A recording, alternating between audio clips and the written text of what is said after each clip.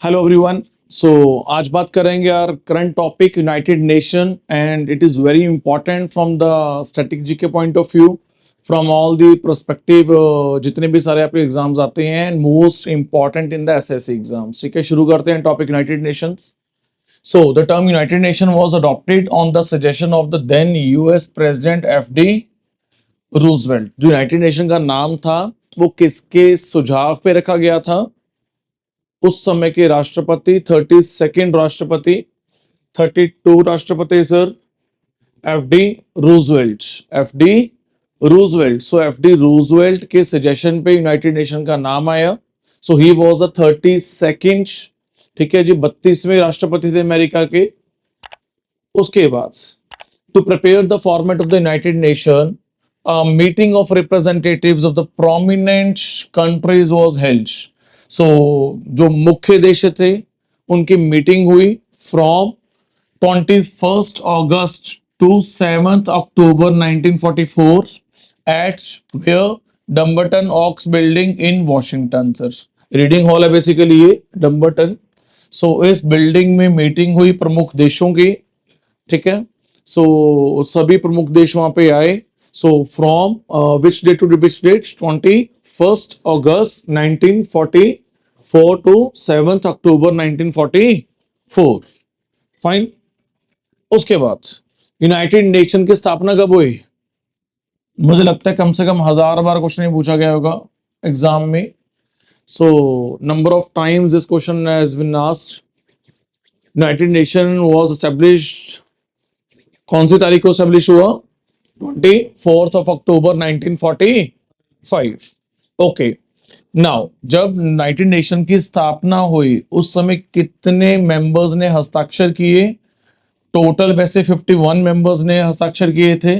जब वहां पे कॉन्फ्रेंस हुई at the San Francisco conference, 50 nation वहां पे पहुंचे जिन्होंने चार्टर साइन किया on the 26th June 1945।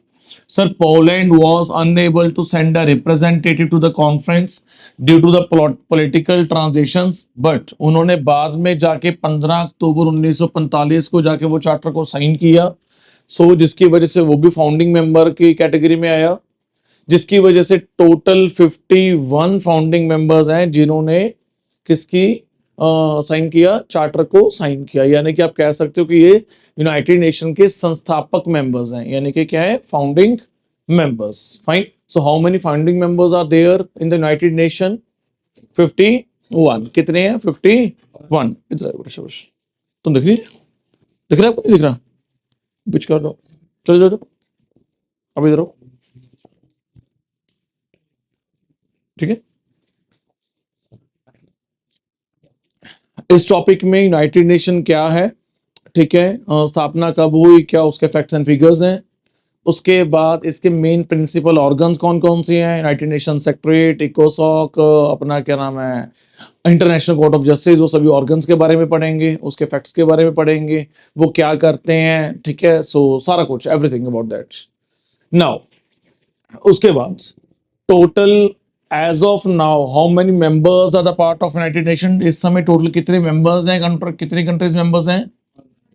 193। How many countries are the members in the United Nation? 193। And which one is the latest one to join the as a member? सबसे latest country कौन है? South Sudan. South Sudan की entry कब होती है?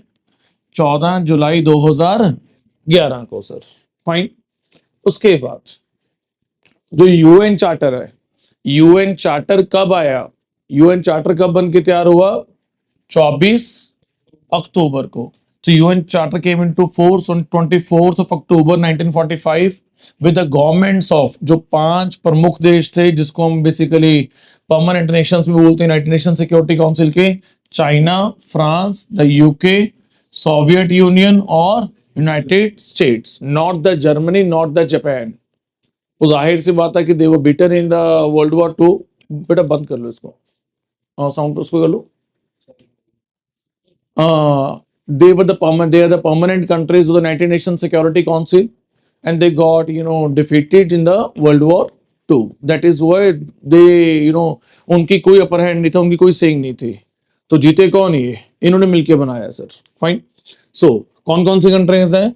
China, ठीक है, not Japan, France, not Germany, उसके बाद UK and the USA, and आज का रशिया, उस समय का सोवियत यूनियन। और उसके अलावा वो जो बाकी मेजॉरिटी कंट्रीज है they also had ratified that. ठीक है, तो मुझे बताओ जो अपना यूनाइटेड नेशन की स्थापना कब होती है?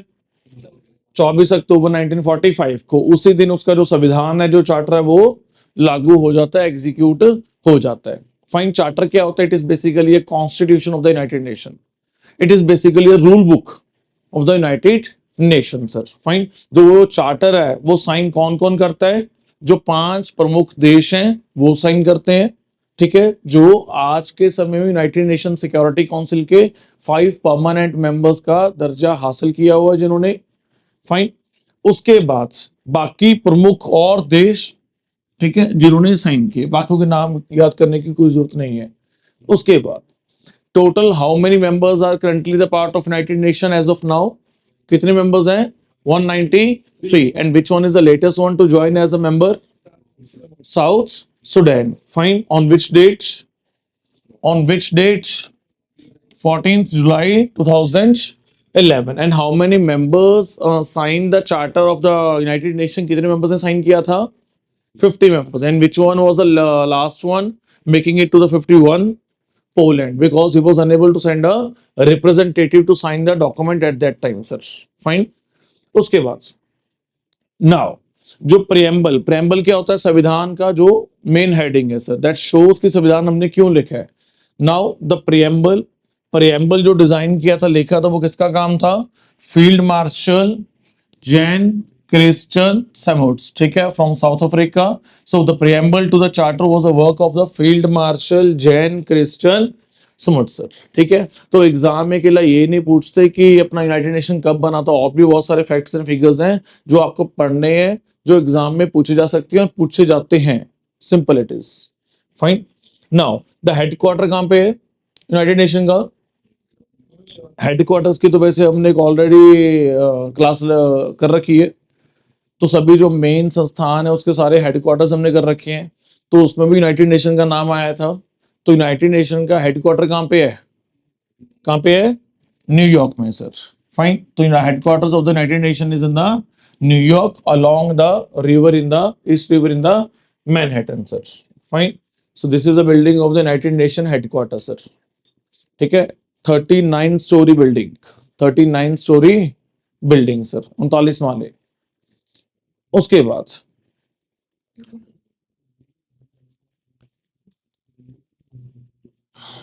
अमेरिका का एक बिजनेसमैन था जिसने उस समय, अमेरिका का एक बिजनेसमैन था, ठीक है, जॉन डी रॉकफेलर। इसने दान किया था पैसा, जिस पैसे से वो सारी जगह परचेज की गई। It was approximate 17 to 18 acres, 17-18 किले इन मैनहट्टन आइलैंड इन न्यूयॉर्क उस जमाने में परचेज किए गए सर। फाइन। वो सारा पैसा किसने दान किया है?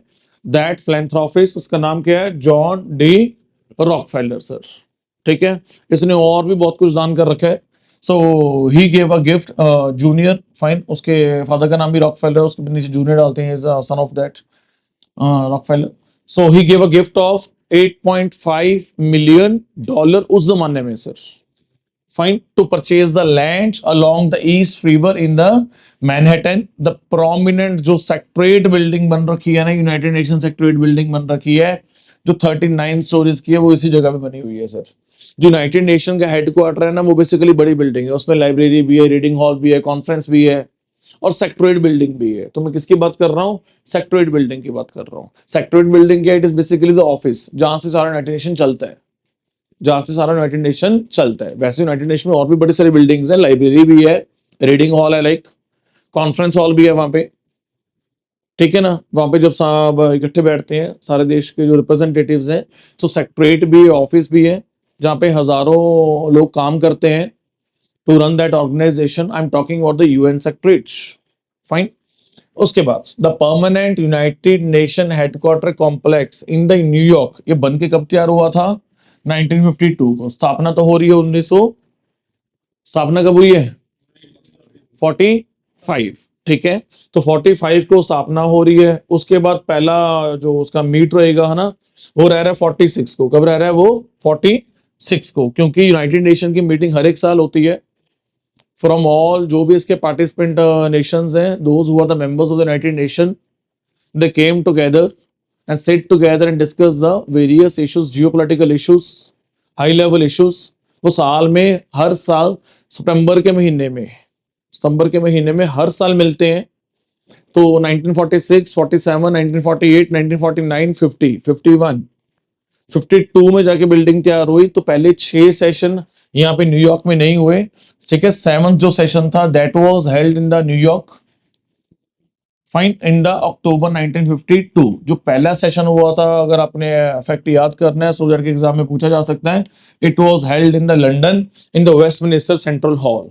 So the permanent United Nations complex in the New York was completed and fully occupied in the 1952, and the General Assembly जो हर साल मिलती है, ठीक है, वो जो न्यूली कंस्ट्रक्टेड बिल्डिंग थी, जो जॉन डी रॉकफेलर ने दान दिया था, जूनियर ने दान दिया था, constructed general assembly hall for the first time in 1952, उसका 7th सेशन वहां पे हुआ था। सो वहां से लेके आज तक वही सेशन होता है सर, तब से लेके अब तक वही सेशंस होते हैं।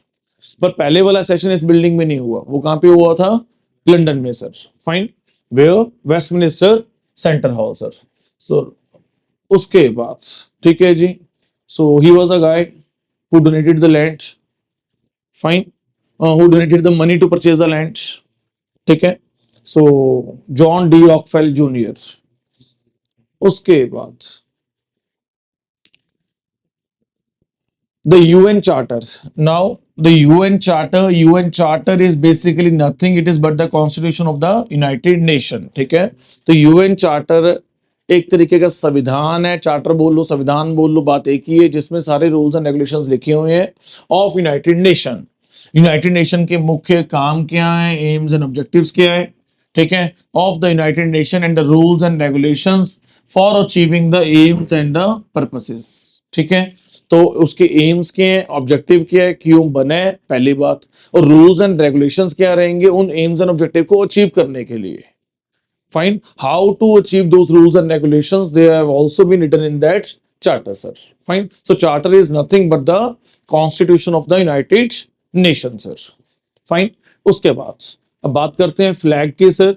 व्हाइट यूएन एम्बलम है, व्हाइट यूएन एम्बलम है, बैकग्राउंड लाइट ब्लू है सर, बैकग्राउंड लाइट ब्लू है, fine. So flag of the United Nation, white UN emblem, two olive branches surrounding the world map on a light blue background sir, ठीक है। सो to olive branches, ठीक है। उसके बाद बाकी ये world map sir on a background light blue sir, fine. So this is basically the flag of the United Nation, fine. उसके बाद now what are the main languages of United Nation, what are the main official languages of United Nation, कौन कौन सी हैं? Total है sir 6, ठीक है। English, French, उसके बाद Chinese, Russian, Arabic and Spanish, fine. Russia permanent member है, उसकी लैंग्वेज है, ठीक है। इंग्लैंड वाले हैं, उनकी है, ठीक है। उसके बाद यूएस यूके दोनों इंग्लिश कर रहे हैं, ब्रिटिश इंग्लिश, अमेरिकन इंग्लिश, छोड़ो उन बातों को, यानी कि इंग्लिश है, फाइन। फ्रांस वालों की फ्रेंच है। और कौन रह गया परमानेंट मेंबर्स, कौन कौन है? कौन? चाइना की चाइनीज आ गई सर, फाइन। इसके अलावा 5 परमानेंट मेंबर्स कौन कौन थे? 5 permanent members, US, UK, France, ये तीनों as of now best friends, as good as, versus Russia, China as of now. उस समय तो फ्रेंड्स थे, अब नहीं, अब तो यूएस वर्सेस रशिया, ठीक है ना। तो आप कह सकते हो कि 3 तो फ्रेंड्स ही हो गए सर, कौन कौन हो गया? यूएस, यूके, डोनाल्ड ट्रंप के रहते हो तो ये दोनों भी फ्रेंड्स नहीं है। उसके बाद अपना क्या नाम है उसका, फ्रांस, क्या नाम है उसका, फ्रांस, ठीक है जी। नाउ बाकी 2 फ्रेंड्स कौन कौन से आ गए? चाइना ठीक है जी, और रशिया सर। फाइन। नाउ तो यूएस यूके की इंग्लिश भी है, फ्रांस की फ्रेंच भी है, चाइना की चाइनीज भी है, रशिया की रशियन भी है। उसके अलावा और कौन कौन सी है? Arabic and Spanish, Arabic and Spanish. Fine. Sir Hindi है? नहीं। हिंदी है? नहीं। उसके बाद वर्किंग लैंग्वेजेस ऑफ सेक्रेट, जिस भाषा में काम होता है, सारी फाइल्स पास होती है, लिखी जाती हैं, the working language of secret is in English and French only, English and French only. तीनों भाई, US UK France, in English इनकी होगी, फ्रांस इनका होगा, काम इसी लैंग्वेज में चल रहा है। ठीक है, तुम चल पड़े। फाइन। उसके बाद now the main organs, now United Nation has been divided into these organs. ठीक है, कौन कौन से हैं? पहला जनरल असेंबली है एक उसका अंग, दूसरा सिक्योरिटी काउंसिल, द मेन सबसे इंपॉर्टेंट बॉडी उसकी सिक्योरिटी काउंसिल। उसके बाद इकोसॉक, इकोनॉमिक एंड सोशल काउंसिल। उसके बाद ट्रस्टीशिप काउंसिल। उसके बाद international court of justice and the United Nation secretariat. Total कितने ऑर्गन्स है, कितने अंग है इसके? 6। कितने हैं? 6। As of now trusteeship council is not in working. ठीक है, एज ऑफ नाउ वर्किंग कितने हैं? सिर्फ और सिर्फ 5। पर टोटल ऑफिशियली कागजों में कितने ऑर्गन्स हैं? यूनाइटेड नेशन बेसिकली कितने भागों में बटा हुआ है? 6 ऑर्गन्स में। कितने बटा हुआ है? 6 ऑर्गन्स में। ठीक है, तो एक बाय वन करके डिस्कस करते हैं। Now all were established in 1945 when the United Nation, अच्छा ये 6 के 6 ऑर्गन्स कब एस्टेब्लिश हुए? 1945 को, when the United Nation was established। तो UN is nothing but it consists of 6 organs। जब हम बोलते हैं कि UN की स्थापना कब हुई है? 1945 में। तो UN is nothing but the 6 organs। तो उनकी भी स्थापना कब हुई है? 1945 में सर। फाइन। उसके बाद मेरे साथ नाम बोलोगे। पहला नाम क्या है? General assembly sir. दूसरा सिक्योरिटी काउंसिल। तीसरा इकोनॉमिक एंड सोशल काउंसिल, इकोसॉक। चौथा ट्रस्टीशिप काउंसिल सर। पांचवा इंटरनेशनल कोर्ट ऑफ जस्टिस। छठा United Nation secretariat, United Nation secretariat sir. Fine. उसके बाद नो पहली बात करते हैं किसकी? General assembly. ठीक है, जो भी मुल्क, ठीक है, वैसे तो मुल्क सॉवरन है, कोई भी देश अगर यूनाइटेड नेशन का हिस्सा बनना चाहता है तो जो, यानी कि वो जनरल असेंबली का हिस्सा है, यानी कि वो जनरल असेंबली का हिस्सा है। फाइन। इसकी और बहुत सारी बॉडीज हैं, उदाहरण तौर पे UNESCO, WTO, WHO। You will see कि many nations are the part of United Nation but they are not the part of the one और द अनदर ऑर्गेनाइजेशन।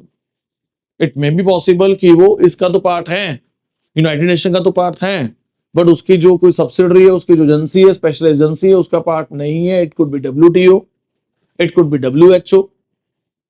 ठीक है, और बीच में न्यूज आ रही थी, अमेरिका धमकी दे रहा था कि मैं WHO से अपना नाम वापस ले लूंगा, आई विल स्टेप बैक, मैं WHO से बाहर चला जाऊंगा। भाई फिर यूनाइटेड नेशन सिक्योरिटी काउंसिल की सीट भी छोड़ दे, परमानेंट वाली, वो नहीं छोड़नी। फाइन। सो मेरे कहने का मतलब क्या है? You will see the countries as a part of United Nation but not as a part of the any principal organ, या सॉरी ऑर्गन बोल गया, क्या नाम अपना, कोई special agency. It could be WTO, WHO, it could be anything sir. Fine. Now मेरे कहने का मतलब क्या है? जो भी यूनाइटेड नेशन का पार्ट है, all the 193 member states of UN are represented in the General assembly. वो सभी के सभी जनरल असेंबली का हिस्सा है। एंड जनरल असेंबली सबसे मेन बॉडी है एक तरीके से, फाइन, जो पॉलिसी बनाती है, जहां पे जो मीटिंग होती है साल में एक बार। वहां पे आपने देखा होगा अमेरिका के राष्ट्रपति, ठीक है, या अलग अलग देशों के प्रधानमंत्री वहां पहुंचते हैं, या विदेश मंत्री कम से कम वहां पहुंच रहे हैं, प्रेसिडेंट पहुंच रहे हैं, प्रधानमंत्री पहुंच रहे हैं, टॉप मोस्ट पहुंच रहे हैं, उन देशों के रिप्रेजेंटेटिव्स साल में एक बार सभी एक जगह पे इकट्ठे होते हैं सर। ठीक है, now and representative organ of the UN, जो UN को रिप्रेजेंट करती है। फाइन। उस बाद it is the only UN body, मैं तो खुद वही बात बोल रहा हूँ कि विद द यूनिवर्सल रिप्रेजेंटेशन, मतलब सभी लगभग इसका मेंबर है। इसके बाद जाके अब इसके कुछ वो निकाल के देख लो, जो इनकी एजेंसीज हैं like WTO, WHO, fine, you will not find कि all countries over there in any of the organization like कोई भी ब्रांच है उनकी, ठीक है, चाहे WTO है चाहे WHO है, but United nation general assembly के जो भी यूएन का पार्ट है वो जनरल असेंबली का पार्ट तो है ही है। फाइन, वो रिप्रेजेंट करेगा अपनी कंट्री को, जब भी जनरल असेंबली की मीटिंग होगी, जो भी उसने मुद्दा उठाना है वो वहां जाके उठा सकता है।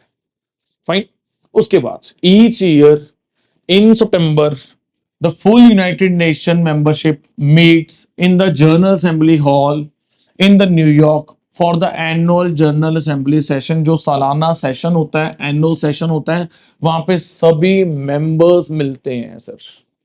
फाइन, उसके बाद एंड जनरल डिबेट रहती है, जो भी लोग, ठीक है, जो भी अपने वो रिप्रेजेंटेटिव्स अपने देश की बात रखना चाहते हैं वो अपनी बात रखते हैं। Fine, simple it is, which many heads of the state attends and address. तो आपने देखा होगा जब प्रधानमंत्री मोदी प्रधानमंत्री बने तो उन्होंने वहां जाके यूनाइटेड नेशन में हिंदी में भाषण दिया था, so it got so popular, ठीक है। तो नॉर्मली सब जाके वहां पे इंग्लिश में भाषण देते थे, so he was one of that person की उन्होंने जाके वहां पे हिंदी में भाषण दिया था, ठीक है। Now as per the article 18 of the United Nations Charter, decisions on the important questions such as peace and security, admission of new member and budgetary matters, ठीक है, requires a 2/3 majority। ये तीन मुद्दे किसी और देश को यूएन का पार्ट बनाना है नहीं बनाना, उसके लिए 2/3 मेजोरिटी चाहिए। इनके बजट को पास करने के लिए भी कितनी मेजोरिटी चाहिए? 2/3 मेजोरिटी चाहिए। उसके अलावा अगर कोई पीस एंड सिक्योरिटी का मुद्दा, उसको पास करने के लिए भी कितनी मेजोरिटी चाहिए? 2/3 मेजोरिटी चाहिए, एज पर the article number 18 of the United Nation charter sir. Fine, बाकी इसके अलावा जो भी अदर मैटर्स हैं, वो क्वेश्चंस हैं, they will be resolved by only and only simple majority sir. Fine, उनका जो फैसला है वो सिंपल मेजोरिटी के साथ होता है। ये कहां लिखा हुआ है? Article number 18 of the United Nation charter sir. Fine, उसके बाद जो जनरल असेंबली होती है हर साल अपना प्रेसिडेंट चुनती है। अपना हर साल क्या चुनती है? प्रेसिडेंट चुनती है, ठीक है। To serve a 1 term year of the office, उसको हर एक साल अपना एक साल के लिए, कितने साल के लिए? 1 साल के लिए। Fine, the presidency rotates annually. The presidency rotates annually. Annually मतलब हर साल। अब किस किस तरीके? ये 5 एरियाज हैं। पहला साल एक एरिया को मिलता है, अगले साल राष्ट्र जो प्रेसिडेंट होगा वो अगले एरिया से चुना जाएगा, अगले साल, ठीक है, अगले एरिया से, लाइक दैट रोटेट होता रहता है सर। फाइन, उसके बाद कौन कौन से एरियाज हैं? African, Asia, Pacific, east, European, Latin American and Caribbean. Latin American समझते हो? कैरिबियन जो नॉर्थ अमेरिका और साउथ अमेरिका कॉन्टिनेंट है उसके बीच वाला एरिया सर, जिसको बेसिकली वो बोलते हो आप कैरिबियन आइलैंड्स, जो वेस्ट इंडीज वाली क्रिकेट टीम खेलती है। फाइन, उसके बाद and waste European and western European, eastern ऊपर आ गया, एंड अदर स्टेट्स, ठीक है। अदर स्टेट्स में क्या आ गया? अदर स्टेट्स में क्या आ गया? Japan, Australia, New Zealand. फाइन, उसके बाद जो बच गए, ठीक है, और जापान तो पैसिफिक में आएगा। उसके बाद नाउ, ठीक है, तो हर साल एक नया प्रेसिडेंट सर। क्या इंडिया से आज तक कोई प्रेसिडेंट बना है जनरल असेंबली का? क्या इंडिया से आज तक कोई प्रेसिडेंट बना है जनरल असेंबली का? अरे बना है, and first women president of General assembly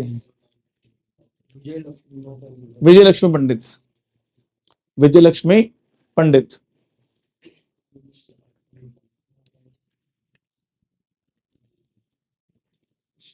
fine, उसके बाद ठीक है जी, next is Security Council. Next is Security Council sir. Fine, now the Security Council has a primarily responsibility under the United Nations Charter sir responsibility नहीं है, धौंस है इसकी, for the maintenance of peace and security. दबदबा है, दादागिरी है इसकी।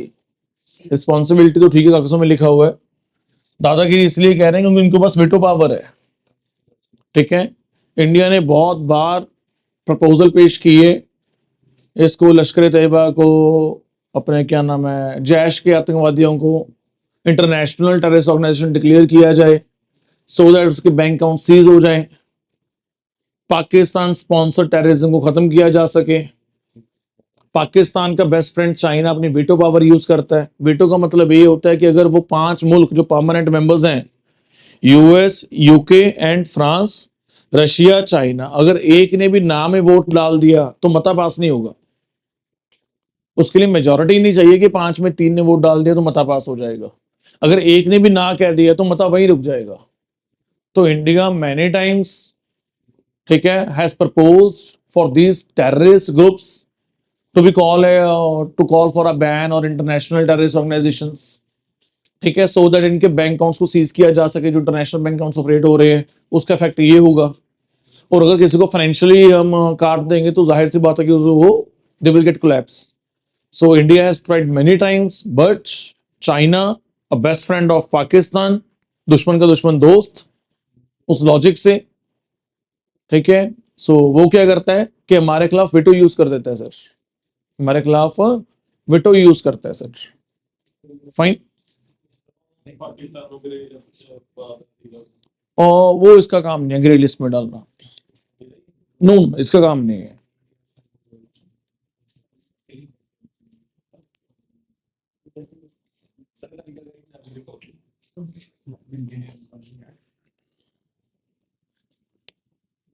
आगे मूव करें। I will talk to you about this later on. It has 15 members, 5 permanent and 10 non-permanent members. Each member has 1 vote, sir. पर वीटो की पावर किसके पास है? सिर्फ और सिर्फ किसके पास है? परमानेंट नेशंस के पास। फाइन, उसके बाद, so according to the article 25 of the UN charter, all the member states are legally obligated to comply with the council decisions। है दादागिरी, खुद बना दिया चार्टर, खुद ही साइन कर दिए, उसमें आर्टिकल नंबर 25 डाल दिया, जो भी सिक्योरिटी काउंसिल का निर्णय होगा, जो भी अपना सिक्योरिटी काउंसिल तय करेगा, यूनाइटेड नेशन सिक्योरिटी काउंसिल, उसका निर्णय सभी के लिए बाध्य होगा, ऑब्लिगेटेड होगा। All have to follow that निर्णय सर। जो उन्होंने कह दिया सत्य वचन, फाइन, उन्होंने कह दिया इंडिया पाकिस्तान वार स्टॉप करो, सीज फायर करो, सीज फायर करो, जो कह दिया सत्य वचन उनको फॉलो करना पड़ेगा, ये कह रहे हैं सर। फाइन, किन्होंने कह दिया? यूनाइटेड नेशन सिक्योरिटी काउंसिल ने। सर इजराइल तो इजराइल यूएस तो रुक नहीं रही ईरान के खिलाफ, फिर यूएस अगर हाँ करेगा तभी यूनाइटेड नेशन सिक्योरिटी काउंसिल हाँ करेगा ना। अगर उसने वीटो एक्सेस कर लिया तो यूनाइटेड नेशन सिक्योरिटी काउंसिल का डिसीजन ही नहीं है। तो कहने का मतलब क्या, ये जो मर्जी करें, इन्होंने हाँ करना है हाँ करे, ना करना ना करे। और खिलाफ कौन बैठा है इनके? चाइना और रशिया। कौन बैठा है सामने से? कौन बैठा है? चाइना और रशिया बैठा है सर। जब उनकी बारी आती है तो वो भी अपना चलाते हैं। फाइन, पिस्ता कौन है? बाकी सारे मुल्क। पिस्ता कौन है? बाकी सारे मुल्क। क्यों पिस रहे हैं? उदाहरण तौर पे जितनों भी देशों के गैस ऑयल कहां से आ रहा है? इन देशों से आ रहा है, मिडिल ईस्ट से आ रहा है। यार अमेरिका को तो तेल चाहिए नहीं इनसे, ना ही अमेरिका को चाहिए गैस, उससे कोई दिक्कत नहीं है। दिक्कत कौन सी है? हम जैसे देशों को है। हमारे देश वो सारे उस अपना उसी रूट से आ रहे हैं। सो सारी डिसरप्शन हो रखी है, जिसके वजह से क्या हो रखा है, क्या प्राइसेस आर गेटिंग इंक्रीज, और जाहिर सी बात है कि महंगाई बढ़ रही है। एंड यू कैन सी कि रिसेंटली पिछले कुछ टाइम में लेबर कितनी इंक्रीज हो गई सर। दिहाड़ी वगैरह इंक्रीज होगी ना, महंगाई एकदम से इंक्रीज होगी ना, and it is all because of the this जो फ्यूल के प्राइसेस बढ़े हैं। जैसे ही फ्यूल का प्राइस बढ़ेगा, इस दुनिया में ऐसी शायद कोई कमोडिटी नहीं है जिसका प्राइस नहीं बढ़ेगा, ऐसी कोई चीज ही नहीं है, क्योंकि सभी ने ट्रांसपोर्ट होके आना है, सभी ने ट्रांसपोर्ट होके आना है sir. Simple it is. Fine. So अच्छा एक और सुनो इसकी दादागिरी। ये कह रहा है कि इट कैन इम्पोज सेक्शंस और authorise the use of the force to maintain और रिस्टोर पीस। सर वो बल प्रयोग यूज कर सकते हैं, आर्मी भेज सकते हैं। कहीं पे शांति नहीं है, वहां शांति एस्टेब्लिश करने के लिए आपने सुना होगा नाम यूएन पीस कीपिंग फोर्स। जिस देश में लड़ाई चल रही होती है वहां पे यूएन पीस कीपिंग फोर्स जाती है माहौल ठीक करने के लिए, ठीक है। तो वहां पे कुछ जैसे ईरान के ऊपर प्रतिबंध लगाए हुए हैं ना कि उसने अपना न्यूक्लियर नहीं यूज करना, नहीं बनाना, तो उसके ऊपर सैंक्शंस लगे हुए हैं। उस सैंक्शंस को इंप्लीमेंट करने के लिए ईरान तो कह रहा है मैं ना मानू, ईरान तो कह रहा है मैं ना मानू, और ये यूनाइटेड नेशन वाले कह रहे कोई बात नहीं मनवा लेंगे। तो फोर्स कौन भेजेगा? यूनाइटेड नेशन की तरफ से। यूनाइटेड नेशन की तरफ से फोर्स कौन होती है? From all across the members. हर देश लगभग कंट्रीब्यूट करता है अपनी फोर्स को, अपने कुछ दस्ते भेजता है, तो जिसकी वो बोलते हैं basically UN peace keeping force. तो UN peace keeping force will go there and जो सैंक्शंस हो रखे हैं उसको इंप्लीमेंट करवाना है, या किसी एरिया में लड़ाई चल रही है उसको वहां पे शांति बहाल करनी है, तो यूएन अपनी फोर्स भेज सकता है सर, ठीक है, सिक्योरिटी काउंसिल। उसके बाद ध्यान देखना,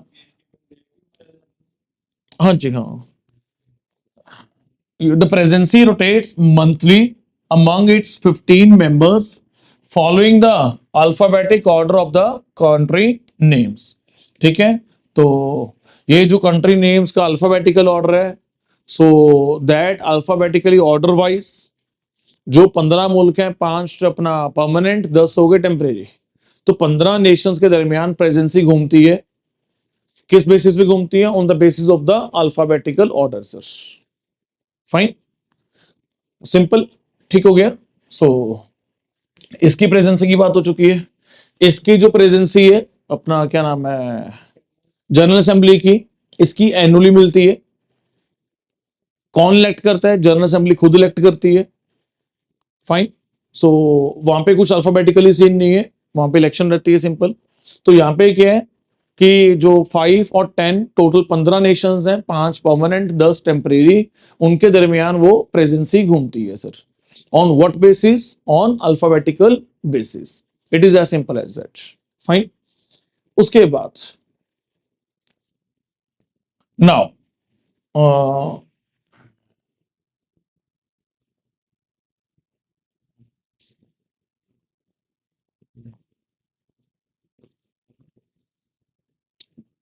this is the hall of the United Nations Security Council. This is the hall of the United Nations Security Council. President बनने से क्या होगा? चलनी तो वीटो वालों की है ना, वोट नहीं डालेंगे, वो को मता ही नहीं पास होगा उनकी मर्जी के बिना। प्रेसिडेंट का काम तो सिर्फ और सिर्फ उस मीटिंग को कोऑर्डिनेट करना होता है, चलवाना होता है सर। फाइन, परमानेंट मेंबर्स ने वोट डालना है और उनके पास वीटो है। अगर एक ने भी ना कर दिया तो मता वहीं रुक गया, मता वहीं रुक गया सर।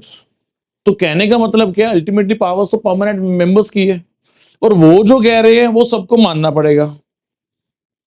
ये भी चार्टर बोल रहे हैं, और ये भी बोल रहे हैं कि हम नहीं मानोगे मार भी भेज सकते हैं, ठीक है, सैंक्शंस इंप्लीमेंट करवाने के लिए, पीस रिस्टोर करने के लिए, for any purpose. Fine, so this is a building of the United Nation Security Council sir. Fine, now the next point is ECOSOC.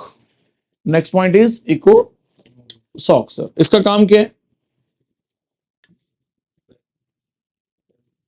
Economic पैसा, सोशल समाज, ठीक है। तो जो भी यूनाइटेड नेशन की स्पेशल एजेंसी चल रही हैं, ठीक है, चाहे वो यूनेस्को है, चाहे WTO है, WHO है, वो सारे इसके अंतर्गत ही काम करते हैं। वो सभी जो 14 स्पेशल एजेंसीज हैं, उन सबको कोऑर्डिनेट करना वो काम किसका है? इकोसॉक का। किसका काम है वो? इकोसॉक का sir. Fine, so it is indeed the principal body responsible for the coordinating the economic, social and environmental work of the United Nation 14 specialised agency. तो जो भी यूनाइटेड नेशन का काम है, चाहे वो इकोनॉमिक एंगल से है, चाहे वो सोशल एंगल से है, चाहे वो एनवायरमेंट के एंगल से, जो भी यूनाइटेड नेशन डिफरेंट एरियाज में काम कर रहा है, उन सभी के बीच जो भी उसकी 14 एजेंसीज काम के लिए लगी हुई हैं, चाहे वो WHO है, चाहे वो यूनेस्को है, इन सबको कोऑर्डिनेट करने का काम किसके हाथ में है? इकोसॉक में सर। उन सबको कमांड देने का काम किसके हाथ में है? इकोसॉक के हाथ में है। Fine. So 14 specialized agencies along with the commissions and 5 regional commissions. So it serves as the central mechanism of the United Nations system. So आप समझ सकते हो कि एक तरीके से सेंट्रल मैकेनिज्म का काम करता है and specialised agencies in the economic, social and environmental fields supervising the subsidies and the expert bodies. ठीक है, तो जो भी यूनाइटेड नेशन की बॉडीज काम कर रही हैं, ठीक है, अपनी अपनी डिफरेंट डिफरेंट फील्ड्स में, may it be the social field और द इकोनॉमिक फील्ड, उन सबको कमांड एंड कोऑर्डिनेट करने का काम कौन कर रहा है? इकोसॉक कर रहा है। सिंपल। फाइन। इकोसॉक का मेन काम ये है। अच्छा, कितने मेंबर्स हैं टोटल इसके? कितने मेंबर्स हैं टोटल इसके? 54 मेंबर्स हैं। इलेक्टेड बाय द, कौन इलेक्ट कर रहा है इनको? असेंबली इलेक्ट कर रही है। कौन कर रहा है? असेंबली इलेक्ट कर रही है। For the overlapping 3 year terms. For the overlapping 3 year terms का मतलब समझ रहे हो? इसका मतलब ये है कि 18 साल एक को, फिर 18 साल एक को, फिर 18 साल एक को, टोटल 54 मेंबर्स हैं। The terms are exactly 3 years and they are overlapping. इसका मतलब ये हुआ, General Assembly elects 18 new members each year to replace the outgoing third, ensuring continuity. ठीक है, तो 18 हटा दिए जाते हैं, अगले साल 18 नहीं आ जाते हैं। मेक इन श्योर टोटल 54 ही रहता है। हर साल 54 में से 18 डिलीट करके 18 नए ले आते हैं, 18 डिलीट करके 18 नए आ जाते हैं। ठीक है, जो फर्स्ट, सेकंड, थर्ड, तो फोर्थ के बारे में क्या होगा? जो फर्स्ट वाला वो चला जाएगा। ठीक है, फिर 18 आ जाएंगे। फिर जो सेकंड में चूज किया था वो चला जाएगा, जो सेकंड ईयर में चूज किया था। ठीक है, लाइकवाइज, ताकि सभी को अपना रोटेशन मिलती रहे सर। फाइन। इसका मतलब it is a overlapping structure sir. Fine. मेरी बात समझ आ रही है कि नहीं समझ आ रही? ठीक है जी, तो 18 18 करके 3 चूज कर लिए। अब नेक्स्ट 18 चूज करना है, ये गया। अब नेक्स्ट 18 चूज करना है, ये वाला गया सर। अब नेक्स्ट 18 चूज करना है नेक्स्ट ईयर, अब ये गया सर। सो इस तरीके से जो मेंबरशिप है वो रोटेट होती रहती है sir. Fine. So total members are 54। 18 18 करके 3 साल में चीजें रोटेट होती हैं सर। सिंपल।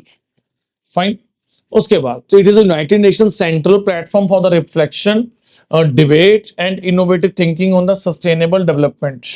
तो जब भी हम सस्टेनेबल डेवलपमेंट की बात करते हैं, जब भी हम ग्रीन एनर्जी की बात कर रहे हैं, जब भी यूनाइटेड नेशन चीख चीख के बोल रहा है कि भाई ग्लोबल वार्मिंग हो रही है, ग्लोबल वार्मिंग हो रही है, जब भी यूनाइटेड नेशन किसी हेल्थ के मुद्दे की बात कर रहा है, कोविड की बात कर रहा है, कोरोना की बात कर रहा है, ठीक है, एनवायरमेंट की बात कर रहा है, ग्लोबल वार्मिंग की बात कर रहा है, ओजोन की बात कर रहा है, जो भी वो कह रहा है कि हमें अपनी विंड एनर्जी लेके आनी है, renewable source of energy use करने हैं, जो भी ये सारे टॉपिक्स, डिस्कशंस, इनोवेटिव आइडियाज चल रहे हैं, जो भी ये फॉरवर्ड थिंकिंग चल रही है, ये सब इसी प्लेटफॉर्म पे हो रही है। ये सब इसी प्लेटफॉर्म पे हो रही है। इसका काम क्या है? कि सिक्योरिटी प्रोवाइड करना है, क्या कोई पीस एंड ऑर्डर देखना है सर, क्या कोई मिलिट्री देखना है, क्या कोई अपना पीस कीपिंग फोर्स भेजना है? नो। इसका काम क्या है? Basically economic and social objective. क्या है इसका काम? Economic and social objective. और मिलिट्री ऑब्जेक्टिव किसका था? सिक्योरिटी काउंसिल का। मिलिट्री ऑब्जेक्टिव किसका था? सिक्योरिटी काउंसिल का सर। इसका मिलिट्री ऑब्जेक्टिव नहीं है। फाइन। It is simple. उसके बाद नाउ, तो जो भी आपने सुना होगा, शायद करंट अफेयर्स में वर्ड सुना होगा, sustainable development goals. Sustainable development goals. ठीक है, तो जो ये एसडीजीज बनाता है, अचीव कर रहा है, नहीं कर रहा, टारगेट फिक्स करने, ये सारा काम किसका इंप्लीमेंट करवाना, एग्जीक्यूट करवाना किसका काम है? ये इकोसॉक का sir. Fine. So it serves as a primary gateway for the global discussions on the SDG, Sustainable Development Goals, and coordinates a high-level political forum on the sustainable development. तो जितनी भी सारी मीटिंग्स हो रही हैं, हाई लेवल फॉरम्स क्रिएट हो रहे हैं, वो सब कौन क्रिएट कर रहा है? इकोसॉक कर रहा है सर। फाइन। उसके बाद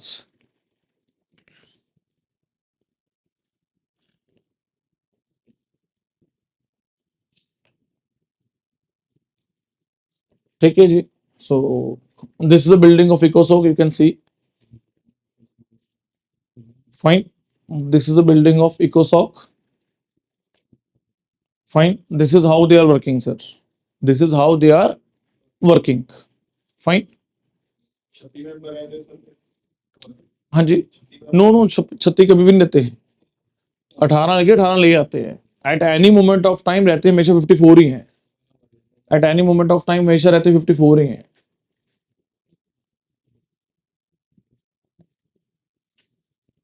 फाइन। उसके बाद now, the next is trusteeship council, the next is trusteeship council. किसको पता है ट्रस्टीशिप काउंसिल क्या होता है? Anyone have you heard?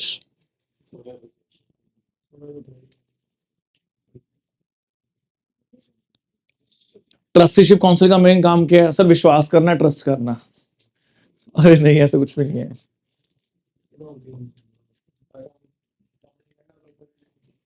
वो तो मैंने बता ही दिया, ये काम नहीं करता। वो तो मैंने क्लास के लेक्चर में बता ही दिया शुरू में कि वो एग्जिस्ट नहीं करता ट्रस्टीशिप काउंसिल। ट्रस्ट करना मतलब है कहीं ना कहीं लिंक तो उसका, no doubt in that. So sir कुछ नेशन, जब यूनाइटेड नेशन बना ना, तो कुछ नेशंस ऐसे थे, कुछ 11 नेशंस ऐसे थे जिसको बेसिकली ट्रस्ट टेरिटरी बोलते हैं। ये ना आजाद नहीं थे, ये ना आजाद नहीं थे। तो यूनाइटेड नेशन चाहता था कि आज नहीं तो कल ये आजाद हो जाएंगे, आज नहीं तो कल ये आजाद हो जाएंगे। यूनाइटेड नेशन हर संभव प्रयास करेगा इनको आजाद करने की, ताकि वहां पे एक लाइक जो गवर्नमेंट है फंक्शन करे, ये अपने आप फ्रीली अपना काम कर सके। ठीक है, टिल द टाइम, जब तक ये सभी आजाद नहीं हो जाते, क्योंकि हम बात कर रहे हैं 1945 से बात कर रहे हैं, टिल द टाइम जब तक ये आजाद नहीं हो जाते, ट्रस्टीशिप काउंसिल का काम क्या है? इन एरियाज को, इन रीजन्स को या तो इंडिपेंडेंट करवाना, वहां पे जो भी इनका जियो पोलिटिकल सिनेरियो चल रहा है, ठीक है, हर संभव मदद करना है उसको इंडिपेंडेंट करवाने के लिए। ठीक है, या जो भी इनका निर्णय है, अगर किसी ने ज्वाइन करना है, किसी मुल्क को ज्वाइन करना है, तो उस एरिया खुद का निर्णय है, सिंपल। ठीक है, टिल द टाइम अगर वो ऑब्जेक्टिव अचीव ना हो जाए तब तक वो काम करना। अब जब तक वो आजाद नहीं हो रहे, तो उन एरियाज को कुछ कंट्रीज को दे दिया गया कि तुम इनका ध्यान रखो। वो बेसिकली 7 नेशंस हैं, बेसिकली 7 नेशंस हैं सर। ठीक है, तो the trusteeship council was established in the 1945 by the UN Charter under the chapter 13 to provide the international supervision for the 11 trust territories, ठीक है, that had been placed under the administration of the 7 member state, ensure that adequate steps उठाएगा United Nation, उसका संस्थान Trusteeship Council, to prepare the territories, ताकि वहां पे self government create की जा सके, एस्टेब्लिश की जा सके, ये अपने तौर पे अपनी आजादी से अपने एरिया को रन कर पाए सर। फाइन, सिंपल, ताकि इन अदर वर्ड्स ये इंडिपेंडेंस अचीव कर सके। तो जब तक ये 11 मुल्क इंडिपेंडेंस अचीव नहीं करेंगे तब तक ये ट्रस्टीशिप काउंसिल काम करता रहेगा। फाइन, सो जब सभी के सभी 11 इंडिपेंडेंस हो जाएगा या किसी मुल्क को वो ज्वाइन कर लेंगे अपनी मर्जी के अनुसार, तब ट्रस्टीशिप काउंसिल काम करना बंद कर देगा। जब यूनाइटेड नेशन बना, उन्होंने कहा कि टिल द टाइम हम इस 11 टेरिटरीज को किसको हैंड ओवर कर रहे हैं? 7 नेशंस को, जो इसका कार्यभार संभालेंगे, जो इनको मैनेज करेंगे for the time being sir. Fine, till the time वो इंडिपेंडेंट नहीं हो जाते सर। ठीक है, सो इट इज एज पर the chapter 13 of the United Nation charter. Fine, उसको बोलते हैं ट्रस्ट टेरिटरीज। आप कह सकते हो कि हाँ विश्वास वाला, एक मतलब विश्वास करके उनको संभाल दिया, सिंपल। ठीक है, नाउ सो ट्रस्ट टेरिटरी क्या है? वैसे अब मुझे लगता है कि आपको पेपर में शायद पूछा जाएगा, बट मैंने फिर भी लिख दिया यहाँ पे। ठीक है, for any students who want to have a look on the name of those territories. ठीक है, एटलीस्ट कभी कभी क्या होता है, स्टूडेंट पढ़ रहा होता है, हर चीज याद नहीं करनी होती, बट फिर भी ना बच्चे के दिमाग में तो निगाह मार ही ले, पढ़ तो रहे हैं टॉपिक, कौन कौन सी टेरिटरीज हैं देख ही लेते हैं एक बार सर। ठीक है, तो उनके लिए मैंने यहाँ पे लगा दी। पेपर में क्या पूछेगा नहीं पूछेगा, I can not comment on that sir. ठीक है, एग्जामिनर को कोई प्रेडिक्ट नहीं कर सकता है दुनिया में, तो मेरा तो यही मानना है कि कुछ छोड़ना नहीं चाहिए। अगर कोई चीज में 1 मिनट लगता है पढ़ने को तो क्या दिक्कत है, पढ़ के भरे करो सर। ठीक है ना, इन तक इंतु परंतु क्या करना। कभी कभी कोई चीज देखी पड़ी वहां पे दिख जाती है यार, पता लगता है हाँ इसको टिक करना है। Fine, it is as simple as that. ठीक है, उसकी वजह से मैंने यहाँ पे लगा दी। ठीक है, but not that important from exam point of view, I know that. Any how, so countries का, एरियाज का नाम क्या है? Western Samoa. ठीक है, क्या है इसका? टेंगनिका सर। फाइन, वो न्यूजीलैंड के पास थी, यूके के पास। ठीक है जी, रवांडा, उरुंडी। फाइन, उसके बाद कैमरस अंडर ब्रिटिश वाला, कैमरून जो तो ये अपना क्या, ये फ्रेंच वाले सर। कुछ एरिया कैमरून का ब्रिटिश के पास था, ठीक है, कुछ फ्रेंच वाला। टोगोलैंड अंडर ब्रिटिश वाला, टोगोलैंड अंडर फ्रेंच वाला। न्यू गिना sir, Nora, trust territory of the Pacific islands. ठीक है, इटालियन, सोमालीलैंड सर। फाइन, तो किन किन के पास थे? It was with the New Zealand, ठीक है, it was with the United Kingdom sir, Rwanda was with the Belgium, Cameroon under British वाला यूके के पास ऑफ कोर्स, फ्रेंच वाला फ्रांस के पास, ब्रिटिश वाला यूके के पास, फाइन। सो टोगोलैंड फ्रेंच वाला ऑफ कोर्स फ्रांस के पास, New Guinea was with the Australia, उसको हैंड ओवर किया था ऑस्ट्रेलिया को। इन देशों को हैंड ओवर किया था कि टिल द टाइम तुम संभाल लो इनको, fine, till the time they gain their independence, till the time they gain their independence, fine. उसके बाद trust territory of the Pacific islands with the United states and Italian Somaliland with the Italy sir, ठीक है। तो कब कब ये आजाद हुए, independent हुआ 1962 में, 1961 में, रवांडा एंड बुरुंडी सर 1962 में सर, ठीक है। उन्होंने नाइजीरिया ज्वाइन कर लिया, उन्होंने कैमरून ज्वाइन कर लिया, वो अलग बन गया सर 1960 में, घाना ज्वाइन कर लिया 1957 में, टोगो ज्वाइन कर लिया 1960 में टोगोलैंड ने, उसके बाद न्यू गिना ने, वो पेपा न्यू गिना बन गया, इंडिपेंडेंट हो गया 1975 में, ये नौरा 1968 में, ठीक है। कुछ पैसिफिक के थे, उसमें मार्शल आइलैंड, माइक्रोनेशिया, पलाओ बना 1984 तक आजाद हुआ, ऐसा ऐसा करके, and it was the last one Palau, ठीक है। इसके बाद ट्रस्टीशिप कौन से बंद हो गया था, fine. Now the northern Merina islands US Commonwealth के पास, ठीक है। जो इटालियन सोमालिया वो सोमालिया के पास, सोमालिया बन गया इंडिपेंडेंट 1960 में सर, सिंपल, फाइन। तो टोटल 11 ट्रस्ट टेरिटरीज थी, fine. So administered by the 7 countries, कौन कौन सी हैं, Australia, Belgium, France, Italy, New Zealand, United kingdom, United states, fine. तो ये जो कंट्रीज है इनको हैंड ओवर किया गया था, ठीक है। So one was the Belgium as well, ध्यान रखना, one was the Belgium as well, ध्यान रखना, यूके यूएसए सबको याद रह जाएगा। ये जो नौरा था ना, ये 3 को हैंड ओवर किया था, ये 3 को हैंड ओवर किया था सर, फाइन। उसके बाद all the territories and self government और इंडिपेंडेंट बाय, कब तक वो आजाद हो गए थे, 1994 तक। जो लास्ट टेरिटरी थी उसका नाम था पलाओ, वो कब हुआ था, 1 अक्टूबर 1994 को, जिसकी वजह से 1 नवंबर 1994 से ट्रस्टीशिप काउंसिल ने काम करना बंद कर दिया, simple. Trusteeship suspended it's operations, simple, fine. जो पलाओ था सर, ठीक है ना, ये जो पलाओ था 1994 वाला, it was the last one, it was the last one sir, fine, simple sir, ठीक है। क्या हुआ,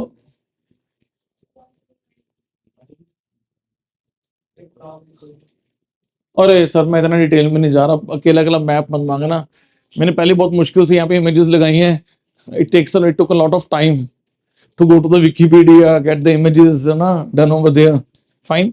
सो ऐसे तो हर एक का विकिपीडिया पेज है, ऐसे तो हर एक टॉपिक का विकिपीडिया पेज है भाई, उसका हेड कौन है, करेंसी कौन सी है, क्या क्या पता नहीं क्या कुछ चलेगा, ठीक है।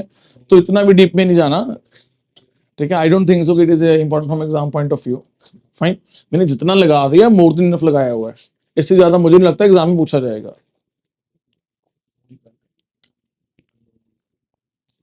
फाइन। इसका तरीका एक ही है, घर में वर्ल्ड मैप लगा के रखो बस।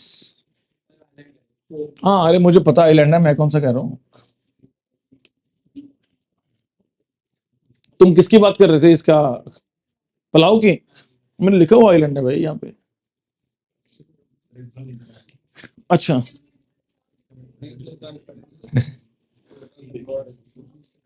तभी मैंने बोला नहीं था, मैंने बोला था कि अपना पैसिफिक बोला, मैंने पहले जापान बोल गया था, मैं कहा नहीं नहीं नहीं जापान नहीं होगा, वो तो पैसिफिक में है, ठीक है ना, इसलिए मैं बैक कर गया था ना side by side. Anyhow the trusteeship council suspended its operation on 1st November 1994 by a resolution on adopted on 25 May 1994. The council amended its rules of procedure to drop the obligation to meet annually. तो उन्होंने मता पास किया कि अब हम सालाना नहीं मिलेंगे, अब हम सालाना नहीं मिलेंगे सर, ठीक है। अब एनुअल मीट नहीं होगा, जब जरूरत पड़ी तब मिलेंगे, तब मीटिंग होगी सर, ठीक है। उसके बाद by the decision of the president, decision of the president और at the request of the majority of its member, अगर मेजॉरिटी ऑफ मेंबर्स ने रिक्वेस्ट किया तब मीटिंग करेंगे। सो तब से लेकर आज तक कोई मीटिंग हुई नहीं, जरूरत पड़ी नहीं, अगर पड़ी तो मिल लेंगे sir, fine, simple at it. So request of the majority of its members, और अगर जनरल असेंबली ने कहा या सिक्योरिटी काउंसिल ने, सिंपल, ये मता पास करके इन्होंने ट्रस्टीशिप काउंसिल को बंद कर दिया, सिंपल, फाइन। जो ट्रस्ट टेरिटरी थी till the time they got independent sir, till the time they got independent sir, fine। ये रहा ट्रस्टीशिप कॉन्सेप्ट। फाइन।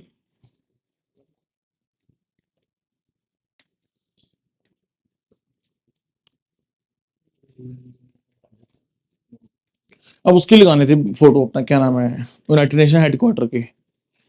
तो विकिपीडिया में लग रखी है, पूरा एरियल व्यू दे रखा है, उसमें और भी बिल्डिंग्स बहुत सारी आ रही हैं। अच्छा, दूसरे में गूगल में जाके सर्च करो तो बीच में कभी पता नहीं लगता कि वो हेडक्वार्टर है, उस एक्चुअली पूरा पूरा बना हुआ है, 5-6 बिल्डिंग्स इकट्ठी हैं।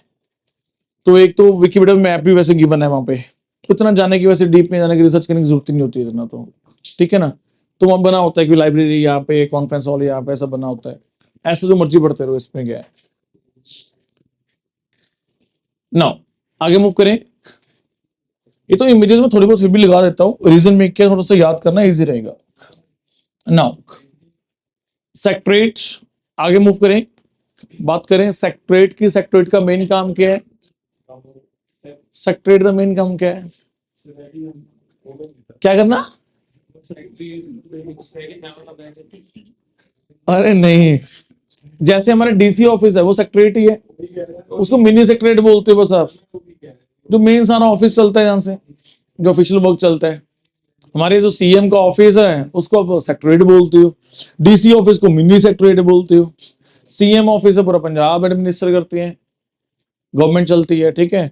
तो यूनाइटेड नेशन कहां से चलती है? यूनाइटेड नेशन सेक्रेटरी से। फाइन। So the secretary comprises of, इसमें कौन कौन होता है? सेक्रेटरी जनरल और tens of thousands of international UN staff members होते हैं, हजारों स्टाफ मेंबर्स काम कर रहे हैं जो डे टू डे वर्किंग देखते हैं यूनाइटेड नेशन की।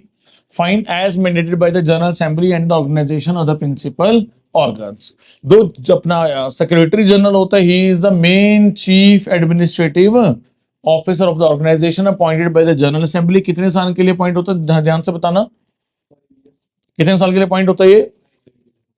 कितने साल के लिए अपॉइंट होता है? 5 साल के लिए। क्या ये अपना दोबारा बनाया जा सकता है, रिन्यू किया जा सकता है? उनको किया जा सकता है। कितनी बार रिन्यू किया जा सकता है? जो यूनाइटेड नेशन जनरल असेंबली का सेक्रेटरी जनरल है उसको कितनी बार रिन्यू किया जा सकता है? 5 साल के लिए बना दिया, ठीक है, रिन्यू कर दिया, अगले 5 साल के लिए फिर बना दिया। For how many number of times? और जो सेक्रेटरी जनरल है उनको रिन्यू किया जा सकता है for how many number of times?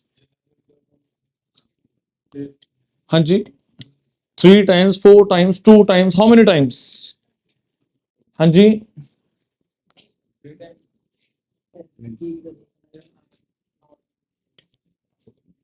UN charter में मेंशन नहीं है, यूएन चार्टर में सिर्फ यही लिखा हुआ है, रिन्यूएबल, सिंपल।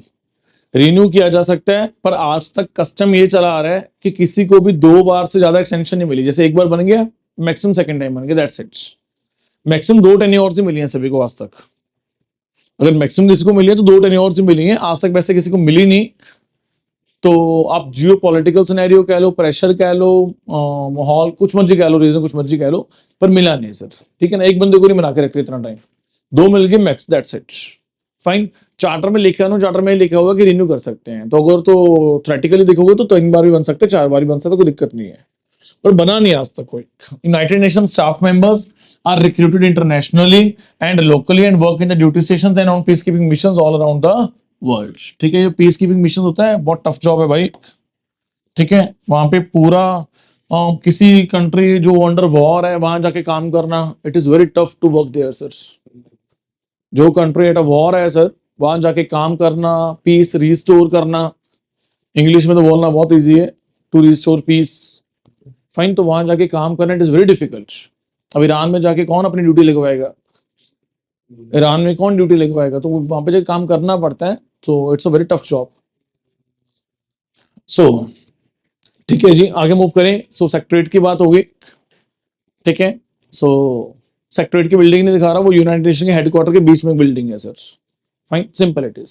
सो इसके जो अपना चीफ एडमिनिस्ट्रेटिव ऑफिसर है, for how many years he is appointed और she is appointed for 5 years।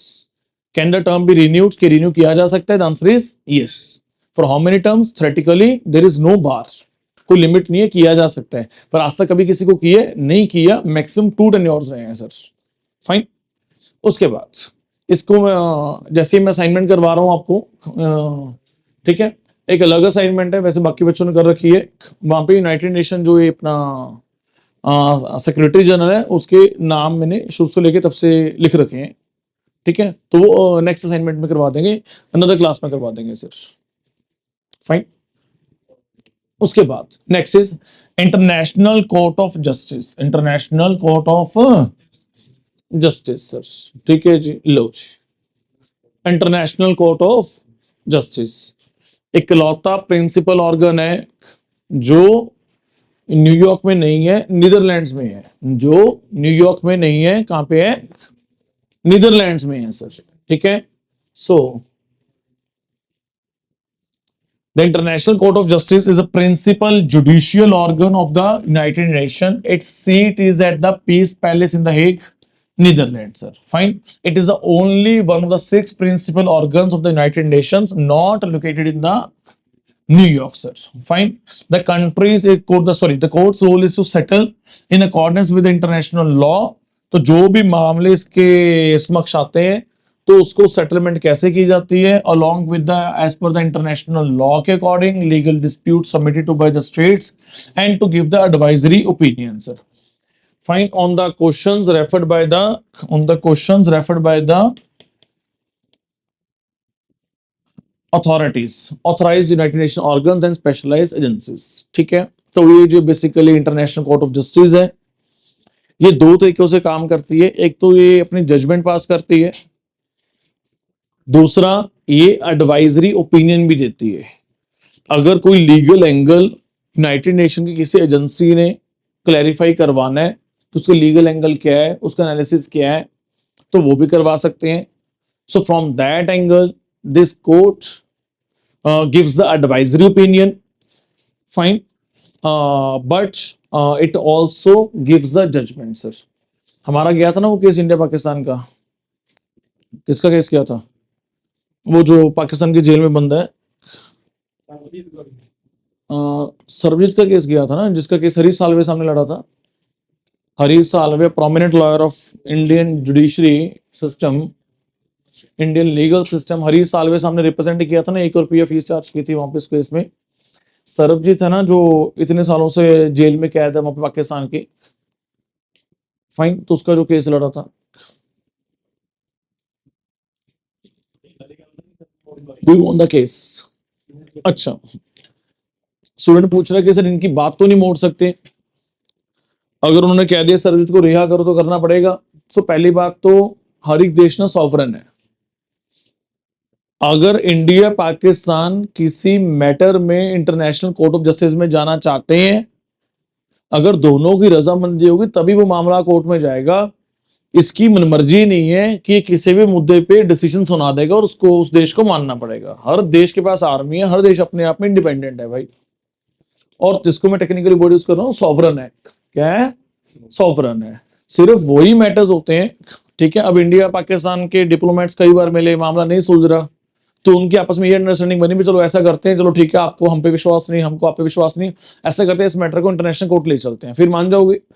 जो वो डिसीजन देंगे हम मान लेंगे, दैट इज इंडिपेंडेंट बॉडी, वो ना आपके दबाव में है ना मेरे दबाव में है, ठीक है ना। तो बीच में जो मेडोकरशिप कर रहा होता है, चाहे यूएस बैठा है यूके बैठा है, वो कह रहे कि चलो इस बात पे राजी हो जाती है, तो करते करते बात में सहमति बनती है भी ठीक है इस मामले को वहीं ले चलते हैं, कोर्ट में ले चलते हैं।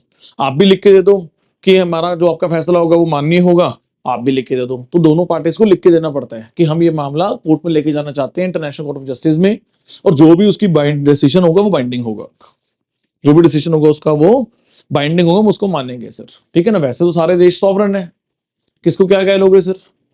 कोई किसी अब ये यूएस को डिक्टेट कर सकता है भी तूने हमला करना ईरान पे नहीं करना, कुछ कह सकता है? कुछ भी नहीं कह सकता सर, फाइन।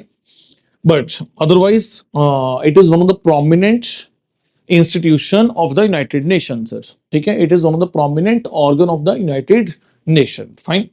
तो जहां भी ये कोई डिस्प्यूट जाएगा तो बहुत बड़ा डिस्प्यूट ही जाएगा ना, that is why it is called as a world court sir. तो इंटरनेशनल कोर्ट ऑफ जस्टिस को क्या बोला जाता है? World court, fine. सो तो बड़े केसेस, इंटरनेशनल केसेस है ना, वो जाते हैं यहाँ पे। So by the United Nations organs and specialized agencies. So it is also called a world court. It is a principal judicial organ of the United nation. जो आईसीजे है, international court of justice है, वो dispute settle करता है between the states का मतलब है देश, और उसके अलावा एडवाइजरी ओपिनियंस देता है ऑन इंटरनेशनल लीगल इश्यूज, जो उसको रेफर किए जाते हैं जिस मामलों में सलाह मांगी जाती है इनसे बाय द यूनाइटेड नेशन और इट्स स्पेशलाइज्ड एजेंसीज। फाइन। तो यूनाइटेड नेशन के कोई भी एजेंसी, कोई भी सब्सिडरी, कोई भी ब्रांच अगर किसी भी बात पे सलाह मशवरा मांगती है इंटरनेशनल कोर्ट ऑफ जस्टिस में, सो ऑन दोज मैटर्स, तो वो अपना लीगल ओपिनियन पेश करता है, लीगल ओपिनियन जरूर देता है सर। एंड मैं दोबारा बोल रहा हूं, ये ओपिनियन है ना कि जजमेंट है। ओपिनियन मैंडेटरी नहीं होता मानना। फाइन। जजमेंट माननी पड़ती है, ओपिनियन है। It is not mandatory to be followed, it is not mandatory to be followed. Simple it is. Fine. Though its opinions and rulings, it serve as a source of the international law. Through its opinion and rulings, ठीक है, it serve as a source of the international law. तो international law यहीं से निकल के आते हैं sir. Fine. उसके बाद so ICJ is nothing. इसके पहले कोर्ट होता था, उसका नाम था Permanent Court of international justice, PCIJ, which was established by, जो यूएन से पहले एक संस्थान था, लीग ऑफ नेशन, जो बाद में खत्म हो गया था। ठीक है। सो लीग ऑफ नेशंस ने कोर्ट बना रखा था परमानेंट कोर्ट ऑफ जस्टिस, ये उसका ही सक्सेसर है basically, International court of Justice. Fine. So जो पिछली अदालत थी वो कब बनी थी? In 1920। Fine. So International court of Justice is nothing but it is a successor of the permanent court of international justice. And this court was established by whom? This court was established by League of Nations. League of Nations जब बंद हो गया तो उसके बाद तो United nation आया था। So League of Nations के ने क्या, कौन सी कोर्ट बनाई थी? Permanent Court of justice. उसके बाद क्या बन गई? ये international court of Justice. Fine. उसके बाद after the World war both the league and PCIJ were succeeded, तो किस में ट्रांसफॉर्म हो गया? By the United Nation and international court of justice respectively sir. Fine. उसके बाद जो कितने जजेस होते हैं इसमें? जजेस कितने होते हैं? कितने जजेस होते हैं? 15 जजेस। Fine. Elected by home? Elected by home? General Assembly and security council. Tenure देखो इनका, एक जज अपॉइंट हो कितने साल के लिए? 9 साल के लिए सर। फाइन। उसके बाद the court is seated in the Peace Palace in the Hague, Netherlands. ये बात कर ली already. Making it the only principal organ not located in New York city. Its official working languages are English and French. कामकाज जो किस भाषा में होता है? इंग्लिश एंड फ्रेंच में sir. Fine. So the ICJ has basically 2 type of cases to deal with. ये 2 तरह के केसेस को डील करती है। एक को बोलते हैं हम कॉन्टेंशियस केसेस। क्या बोलते हैं? कॉन्टेंशियस केसेस। दूसरे को हम क्या बोलते हैं? ध्यान से सुनना, एडवाइजरी ओपिनियन। जो कॉन्टेंशियस केसेस होती हैं, इसका मतलब ये हुआ कि it means the power of the International court of Justice to decide, please to decide on the legal dispute between the 2 nations, between the states, 2 or more nations that have consented to its jurisdiction. उनकी consent से ही वो case गया है court में। अगर India Pakistan ने लिख के दिया कि हाँ हम ये मामला कोर्ट में लेके जाना चाहते हैं, तभी वो केस गया, नहीं वो नहीं जाएगा केस में sir. Fine. So I repeat, contentious jurisdiction means the power of International court of Justice to decide on those legal dispute between the states with that have been consented to its jurisdiction sir. Simple it is. Fine. Its judgment are legally binding. अब तो legal binding होगी ना, आपकी मर्जी से तो पूछ के आप तो लेके आए हो केस में, कोर्ट में लेके आए हो केस। मेरी बात समझ आ रही कि नहीं?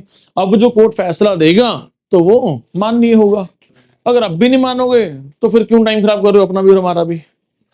कोर्ट में जा रहे हो, कोर्ट का फैसला मानना ही नहीं है हमने, तो फिर बैठो घर पे, तो फिर जाए क्यों रहे हो यहाँ पे सर? Simple it is.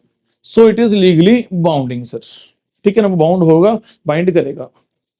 दूसरे टाइप के केसेस कौन से हैं? एक तो कॉन्टेंशियस केसेस हो गए, दूसरे कौन से हो गए? Advisory opinions. एडवाइजरी ओपिनियंस मैंने ऑलरेडी पहले बोल दिया। ठीक है, यहाँ पे एडवाइस देनी है It does not have a concern particular controversies between the states, though they often do, sir. Fine. So जरूरी नहीं होता कि मानना ही है, एडवाइजरी दे रहे हैं. It doesn't necessary कि उन्होंने मानना ही है, but often वो मान लेते हैं, sir. Simple it is. Fine. Now conclusion sir, बात कर रहे हैं जनरल असेंबली की हेडक्वार्टर कहां पे है, फटाफट बताओ. न्यूयॉर्क में सर. ठीक है, कितने मेंबर स्टेट्स हैं सर? ये तो मेन बॉडी है. आप कह सकते हो कि सभी के सभी नेशंस यहाँ पे रिप्रेजेंट करते हैं. ठीक है, जिसको बोल सकते हो इन अदर वर्ड्स यूनिवर्सल रिप्रेजेंटेशन. ठीक है, फाइन. अगला कौन सा है? Security council. हेडक्वार्टर कहां पे हुआ? न्यूयॉर्क. तो सिक्योरिटी काउंसिल के कितने मेंबर्स हैं? 5 परमानेंट है, 10 तो नॉन परमानेंट है, चेंज होते रहते हैं.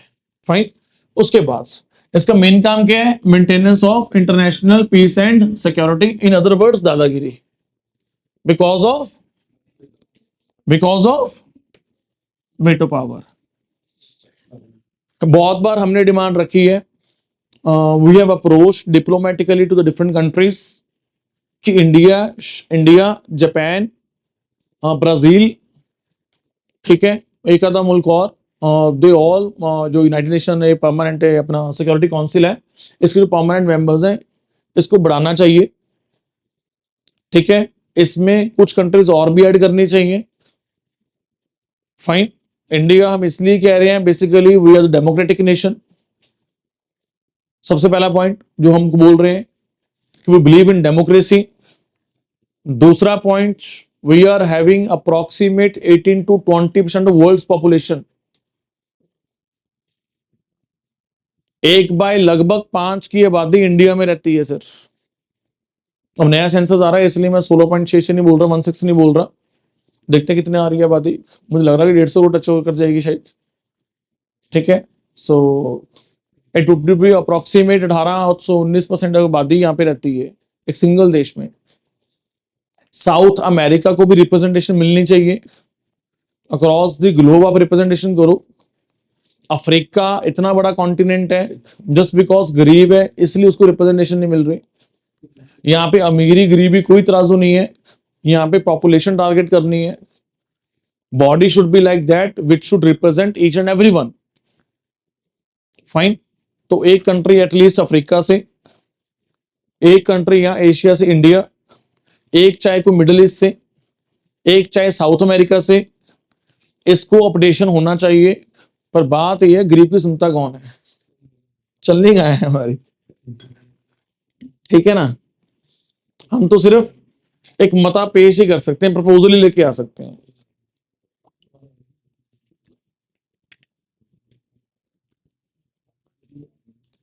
बस 1 मिनट का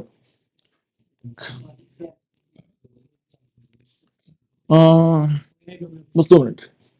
उसके बाद इकोसॉक का हेडक्वार्टर कहां पे है? न्यूयॉर्क. सबके न्यूयॉर्क ही है ना, except International court of Justice. ठीक है, इकोसॉक के कितने मेंबर्स होते हैं? 54. ठीक है, सो ओवरलैपिंग टर्म रहता है 3 साल का. ठीक है, 18 मेंबर्स हर साल चेंज होते रहते हैं. फाइन. उसके बाद इसका मेन काम क्या है? सोशल और इकोनॉमिक एंड एनवायरमेंटल काम करना, जो आप ये बोलते हो सस्टेनेबल डेवलपमेंट गोल्स. ठीक है, इसको बनाना, अचीव करना, इंप्लीमेंट करना, एग्जीक्यूट करना किसका काम है? बेसिकली इकोसॉक का काम है. सिंपल. उसके बाद ट्रस्टीशिप काउंसिल, उसके बाद ट्रस्टीशिप काउंसिल सर. ठीक है, ट्रस्टीशिप काउंसिल अब तो सस्पेंड हो रखी है. वैसे इसका मेन काम क्या था? To supervise at that time, ठीक है, trust territories, but now it is suspended from the 1 November 1994. Secretariat का हेडक्वार्टर वहां पे है न्यूयॉर्क में सर. सो इसका जो मुखिया होता है उसका नाम, उसको क्या बोलते हैं हम? Secretary general. वो कितने साल के लिए अपॉइंट होता है? ठीक है जी. सो ये बेसिकली रिन्यूएबल है. ठीक है, इसको रिन्यू किया जा सकता है. फाइन. इसका मेन काम क्या होता है? Day to day administration of the UN manage करना. सिंपल. फाइन. सो 15 जजेस का टीम रहता है. एक जज कितने समय के लिए अपॉइंट होता है? 9 ईयर्स के लिए. कितने समय के लिए अपॉइंट होता है? 9 ईयर्स के लिए. Fine. So this is the only principal judicial organ and this is the only organ which is not in the New York sir. फटाफट quick revision. United Nation name किसने सजेस्ट किया?